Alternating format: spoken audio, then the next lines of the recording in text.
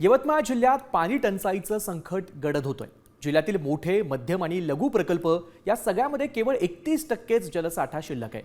वाढत्या उन्हामुळे पाणी पातळी झपाट्याने खाली जात असून येणाऱ्या काळात टंचाई अधिक तीव्र होण्याची शक्यता आहे। दिग्रस इथल्या अरुणावती प्रकल्पाची स्थिती देखील चिंताजनक आहे।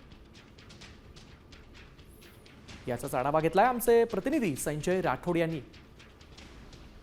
यवतमाळ जिल्ह्यात गत काही दिवसांपासून उन्हाचा पारा 46 अंशांवर पोहोचलाय।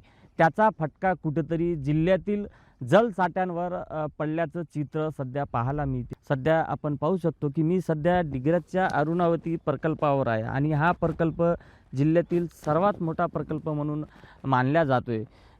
सध्या जिल्ह्यातील मोठे, मध्यम तसेच लघु प्रकल्पात 31% जलसाठा शिल्लक असून विशेष म्हणजे येणाऱ्या काळात यवतमाळ जिल्ह्यात पाणी टंचाईची तीव्रता वाढण्याचे संकेत आहे।